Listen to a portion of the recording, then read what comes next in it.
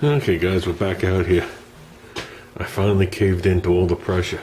We're gonna make it a Nomad. Yeah, right. Never will I make a car into a Nomad. Okay, maybe someday. Yeah. I was looking for something to put here, and I remembered I had some flashing from 25 years ago.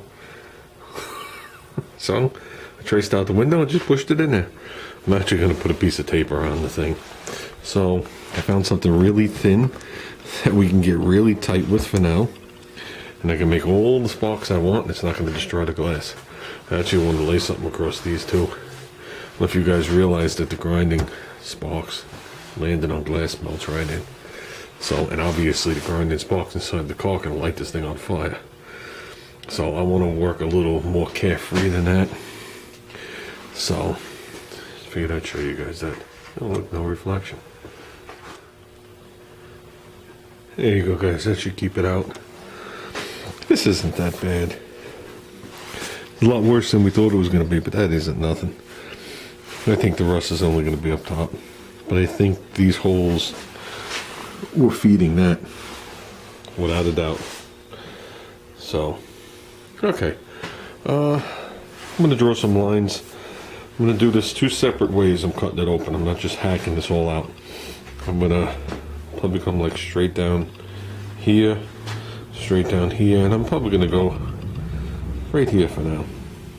It doesn't matter if the patch is 1 inch, 2 inches, 3 inches, or whatever. I just want to see what we got. So, and I'll probably just cut it across here from now or something. We'll figure something out. This is why cars of today last longer than cars of yesterday. You can see right where the coating stops. And that's right where the rust stops. The stuff to the right is heading towards that corner. You can see where it laid in there after that. But here's where the coating stops. There's no rust below, just what you saw, like, stained down. And I guarantee you, these stains going down, if you line them up, it should be here and here. It's right there. I'm not saying that's the only reason the bottom rotted, but that was just like, you know, adding to it. So, I obviously cut down too low, but how do you know? I could have kept it a little higher. So, but this is the way it goes, so this is all solid metal. And you start to see it a little in the corner. And there's no pitting, it's just that surface rust. This coating line is diagonal. So there must be another spot here where it's not coated. So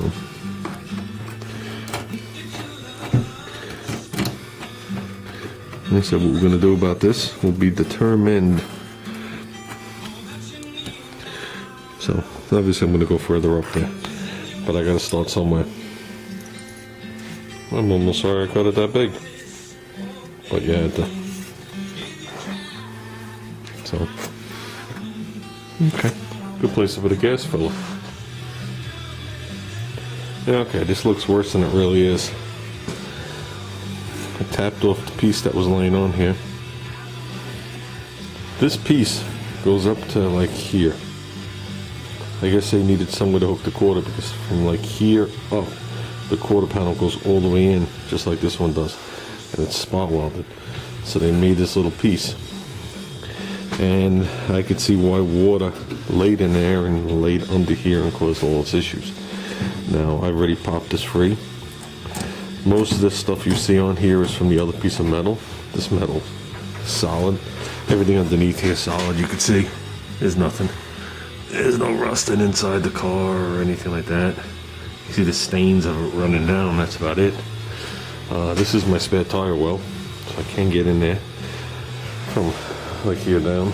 I don't really see the purpose of it coming this far. It's not doing anything. I think it just allows them, when they stamp the quarter, since they're coming into a curve, if you remember, the quarter came like this, diagonal right across. I just think there would be too much metal here for them to fold and crimp all the way to here. So they had to put this. So I think the best bet is to just remove it, make my new patch, make a second bend in and just spot weld it on, or make a new one of these and slip it further under and make my new patch and tack it on the top, which would probably be the easiest when it's all said and done. So, but better chances of it getting water back in it. Okay, got some pox, but the metal's good. Just got to decide how I want to do this. Got to definitely decide. We're not going this way, and we're not going that way any further. And like I said, this is all solid. Just this little area behind it's bad. So I got to decide what I want to do. So that one little tiny pinhole.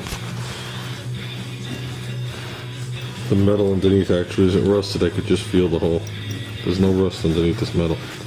So it was from the water laying on the top. I would like to slip a piece in there. I just don't know how I'm going to get the other one out. That's the problem. Because I have no way of just cutting this in a piece without cutting this. And I don't want to go up into the curve with it. I know I could cut this all off here and make this patch really complicated and slip a piece in there. That's why I need a few minutes to think about this. So, might not be patching anything tonight. Just thinking. I don't think this shelf is going back in. Like I said, there's no reason for it. I can bring my piece of metal up to the back. So, and it doesn't matter if I have 2 or 3 layers back here. We could work on it with the butyl when we put the window back. So either way, there's a shelf that sticks out here a lot. So,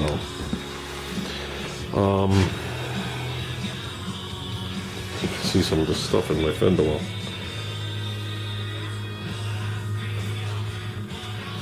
I could have put a drop light down there and look for the weld holes. But okay, we got to think about this. So, a few minutes worth of thought could save me a lot of work. Okay, this is what I'm doing. I got a pinhole right there. Metal's clean underneath. So you're expecting me to say something like, let's just put some stuff there. That's not what's going to happen. This is 3/4 of an inch from this line. It's already separated here. So I don't know where the next spot weld is if I can move it. So I think I'm just going to extend this patch just a hair bit further. I got to be careful because it starts to curve up. But I think that's what I'm going to do. I might just extend it a hair bit more.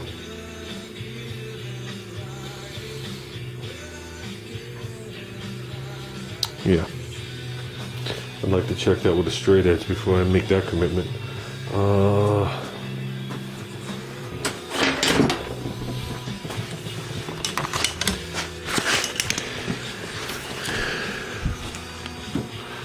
No, we're not doing that. It's already curving up. There you go. We are sitting, whoops, flat, flat.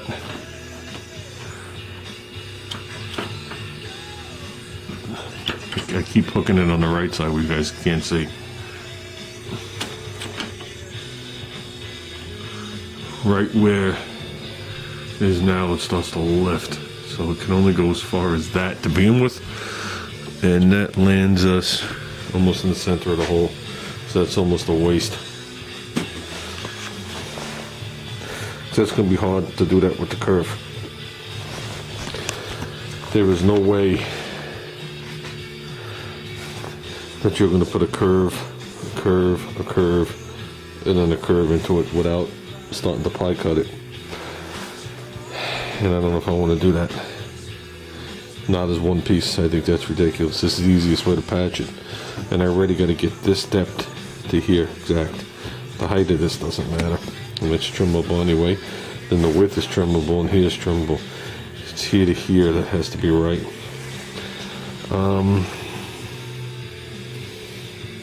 So we got to think about this. We definitely have to think about this. I really don't want to remove all of this lip. Just start scamping in a piece of metal right there. Gotta remember something too, the inside of this is interior color. So the more I weld on this, the more I'm going to burn the paint on the inside of the car. And the interior color is red, burgundy. So there's a lot here to consider. There's definitely a lot here to consider. And truthfully, if this gets welded from here to here, and then at least halfway up, no water should ever get inside the car. Not if it's sealed right. So,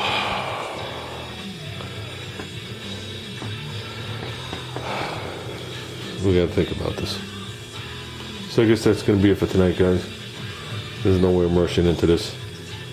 We'll be back out here tomorrow. This is this weekend's project. I'd like to get this buttoned up like the bottom of the quarter. And then we'll find some butyl. Well, after we get this done, find some butyl, get the window back in. Or at least put that metal back. So,